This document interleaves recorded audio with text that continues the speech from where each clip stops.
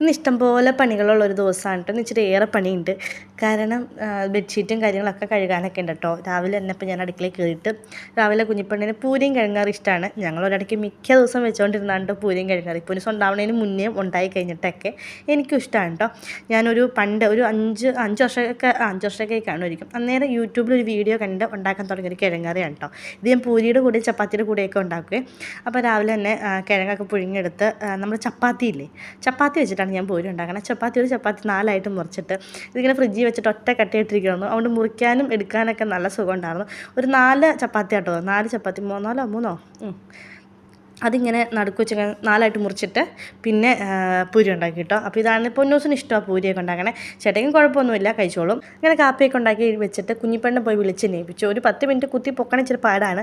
പിന്നെ ഓടിപ്പോയി കൊണ്ടുപോയി കുളിപ്പിച്ച് റെഡിയാക്കി ഇരുന്നപ്പോൾ ചേട്ടയ്ക്ക് ഇച്ചിരി താമസിച്ച് പോയാൽ മതിയായിരുന്നു. അപ്പോൾ ഈ 3 കൂടെ താഴെ പോയി നിൽക്കുകയാണ്. സാധാരണ അവിടെ കോൾ വിളിക്കും, ഇറങ്ങി നിന്നോളാൻ പറഞ്ഞ്. അത് കഴിഞ്ഞിട്ട് ഒരു 10 മിനിറ്റ് കഴിഞ്ഞിട്ടായിട്ട് വരുള്ളൂ. എൻ്റെ ഒരു സമാധാനക്കേടിന് ഞാൻ ഏകദേശം ഡെയിലി പോണ സമയത്ത് പോയി. അപ്പോൾ ഇന്ന് കുറേ നേരം വെയിലത്ത് പോയി നിൽക്കേണ്ട വന്നോട്ടാ. കുറേ നേരം കഴിഞ്ഞിട്ട് വണ്ടി വന്ന് ചേട്ടായും എടുത്തു, പൊന്നൂസും എടുത്തു. അത് കഴിഞ്ഞ് വണ്ടി വന്നു. ഇപ്പോൾ കുഴപ്പമൊന്നുമില്ല കേട്ടോ. അങ്ങനെ വണ്ടി വന്നു, കയറിപ്പോയി. നല്ല വെയിലായിരുന്നു. കൊച്ചൊക്കെ നല്ല വേർത്ത് കുളിച്ചു, ഞാനും വേർത്ത് കുളിച്ചു. പിന്നെ ചേട്ടായി ഓഫീസിലോട്ട് പോയിട്ട് പൊന്നൂസ് പോയി കഴിഞ്ഞപ്പോൾ നേരെ പോയി. പിന്നെ ഞാൻ കയറി വന്നിട്ട് കാപ്പ് കുടിച്ചു. എനിക്ക് പനിക്കോള് പോലെ കൊണ്ട് ഭയങ്കര ക്ഷീണമായിരുന്നു കേട്ടോ. പണിയൊന്നും അങ്ങനെ പെട്ടെന്ന് തീരുന്നില്ല. ആടി തൂങ്ങി നടന്നാണ് പണിയൊക്കെ ചെയ്യണം. ഇനിയാണെങ്കിൽ എനിക്ക് ഒരുപാട് പാത്രമൊക്കെ തേക്കാൻ കിടക്കുക. ഇനി ഞാൻ അങ്ങ് തുടങ്ങും കേട്ടോ.